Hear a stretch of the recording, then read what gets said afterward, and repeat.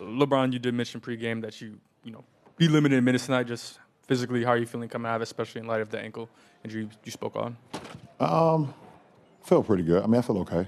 I definitely wasn't going to put too much pressure on the game tonight for me physically. Want to try to be as healthy as I can be. When we, get this last part of the season, it's very important for us. So, I gotta make sure of that. Next row back, Dave. LeBron, you said you're going to seek further treatment on the ankle. Will that treatment prevent you from playing Thursday in Golden State? Do you know yet? Possibly. It possibly could. Depends on, the recovery process. So possibly, but we will see. Next question right here. You are an idol around the world. You achieve almost everything a player dreams of. What is the great dream for LeBron James? What else are you pursuing? I'm just still, because my love for the game. I'm not pursuing anything, but my love for the game runs deep. So just trying to give everything I can to the game until I have nothing left, in the sense of just my love.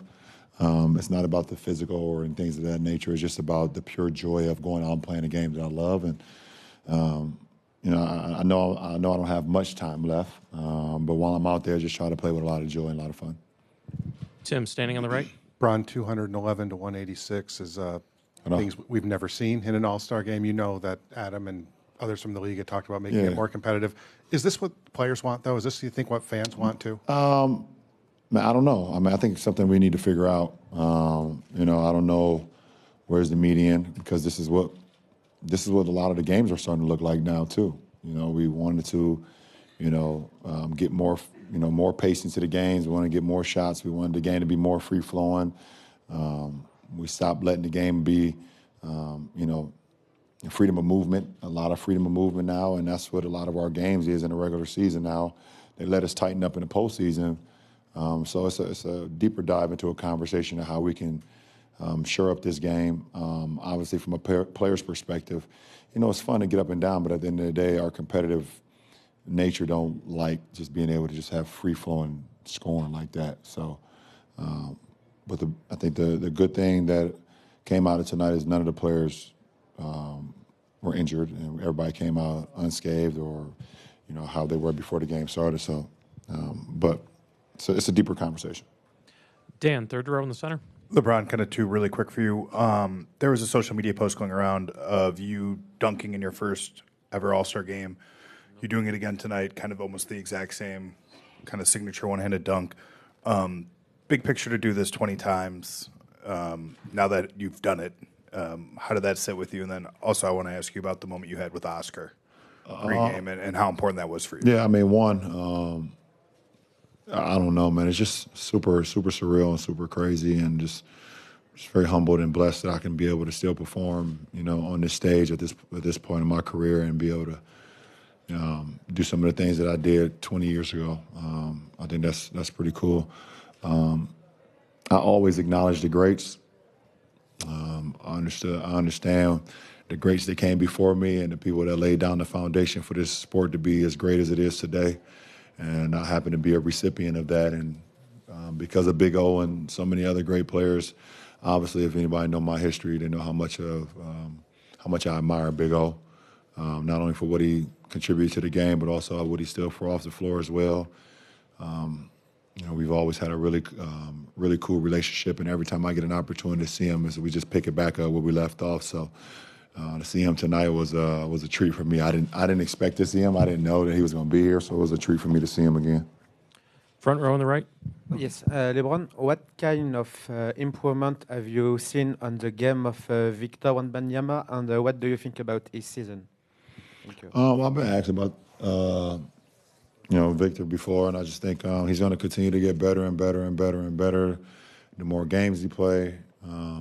He has one of the greatest coaches in basketball history in Coach Pop, so he's going to learn the game and learn it the right way just by being around Pop. I mean, Pop is one of my favorite guys. So, but the kid is special, and he's going to continue to get better and better. If he's doing this at, what is he, 19 right now? Just imagine what he's going to look like at 21, 22, and special kid. Front row center. Ozzie Birdsell with the Maroon Tiger at Morehouse College.